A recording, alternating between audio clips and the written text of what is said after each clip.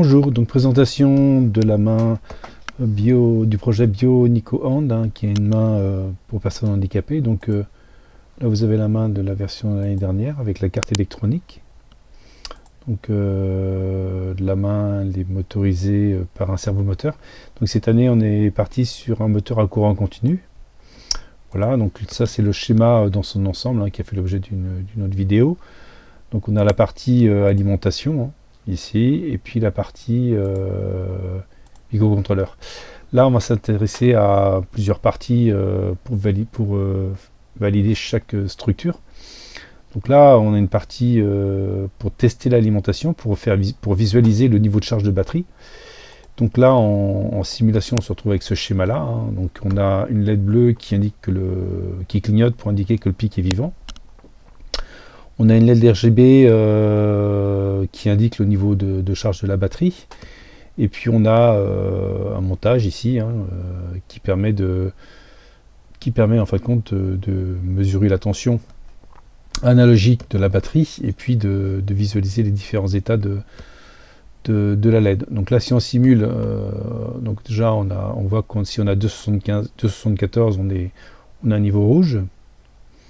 Et puis si après on a vert ou bleu ou orange. Donc là 274 on a un niveau rouge. On a la LED bleue qui clignote pour dire que le pic est vivant.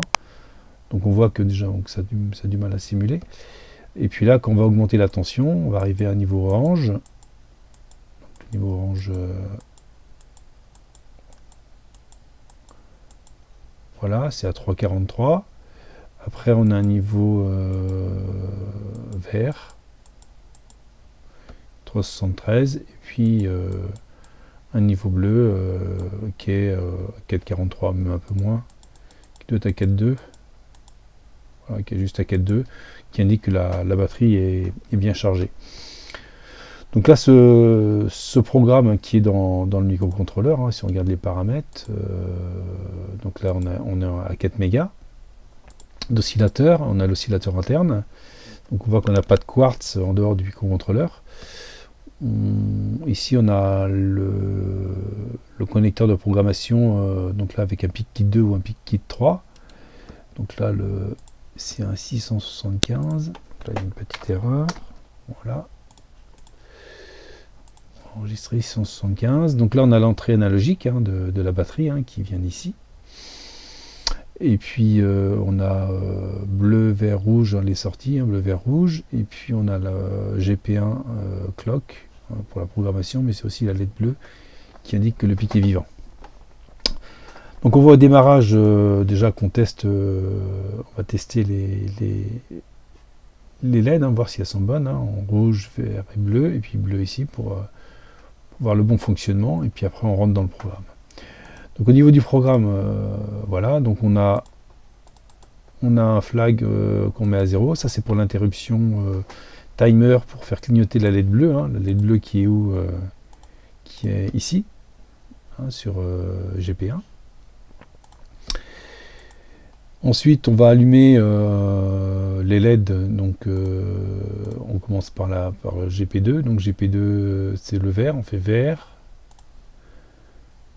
Après on allume à 5, donc à 5, GP5 c'est donc vert, GP2 c'est rouge, donc on fait rouge, vert, et puis ça doit être GP4, donc rouge, vert, et puis GP4 on l'allume. Après on allume la LED bleue qui est ici, voilà, GP1. Puis après on éteint tout. Alors après on active l'interruption timer. Donc l'interruption timer, on voit que c'est la fréquence interne de 4 mégas divisé par 4. Donc on est à 4 mégas, donc ça veut dire qu'on a une interruption avec la fréquence interne de 1 méga. Et donc on fait l'interruption 15 fois par seconde. 15 fois par seconde, donc qu'est-ce qu'on va faire? Eh bien, 15 fois par seconde, le flag 1 à 1. Donc 15 fois par seconde. Et puis quand le flag 1 est à 1, qu'est-ce qu'on fait? Voilà. Eh bien d'abord on le met à 0, et puis on incrémente une variable, LED bleu pic OK, voilà, on incrémente une variable, qui est une variable, on voit si elle est sur de 0 à 255, elle est sur un octet. Donc on l'incrémente, et puis qu'est-ce qu'on fait? Quand la LED bleue, quand picoctet est égal à 1, eh bien on allume la LED. Alors laquelle? On allume la LED GP1, hein, c'est-à-dire celle-ci, un D4, on l'allume. Et puis quand LED picoctet, donc est incrémenté par l'interruption timer, ici, eh bien est à 5, on éteint la LED. Donc ça veut dire que elle va clignoter 3 fois par seconde. 3 fois par seconde, hein, donc ça veut dire qu'elle clignote assez rapidement. Et puis bien sûr, qu'est-ce qu'on fait? Eh bien, après, on met LED bleu picoctet à 0 pour repartir. Quand on va repasser à 5, elle va se rallumer, et puis après, quand elle sera à 5, elle s'éteindra. Donc comme l'interruption se fait 15 fois par seconde, eh bien on incrémente jusqu'à 5 en 300 millisecondes, donc c'est-à-dire que la LED, grosso modo, elle clignote 3 fois par seconde au niveau de son fonctionnement. Donc ça, c'est pour dire simplement que le pic est vivant. Si vous voyez que la LED ne clignote plus, c'est que l'UCO-contrôleur ne fonctionne plus. En tout cas, il y a un problème, ça peut être l'alimentation, mais en tout cas, il ne fonctionne plus. Donc ça, c'est pour le picoctet. Ensuite, on a posé sur le tableau de bord, vous voyez, une entrée analogique, hein, éditer les propriétés, elle est sur AN0. Voilà, donc AN0, si on regarde, AN0, c'est celle-ci, hein. Donc c'est l'entrée batterie. On est sur du 5 volts, 5 volts au niveau de la conversion. Donc grosso modo, si on envoie un integer, on est sur 10 bits. Donc on a 5 millivolts de quantum. Donc qu'est-ce que l'on fait? Donc si c'est supérieur à 858, donc si on fait 858 divisé par 1023 fois 5, ça fait 419. Donc si on est supérieur à 419, eh bien on allume A4. Donc A4 c'est quoi?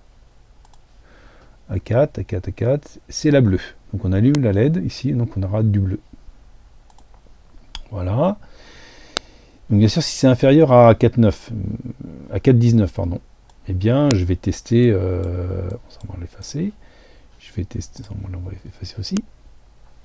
Donc si c'est inférieur à, donc supérieur à 4,19, inférieur ou égal à 4,19, inférieur ou égal à 857, et c'est supérieur à 757. Alors 757, si on fait 757 divisé par 1023 fois 5, 757 divisé par 1023 fois 5, ça nous fait 3,69.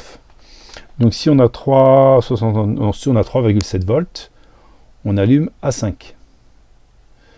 Donc à 5, c'est le vert.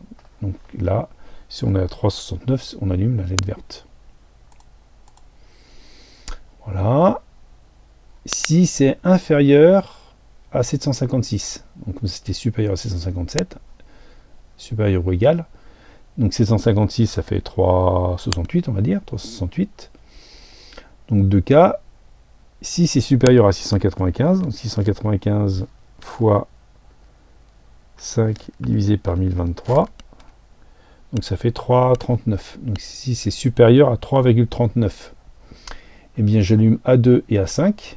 Donc A2 et A5, A2 c'est le rouge et A5 c'est le vert, donc ça va me faire un orange. Voilà.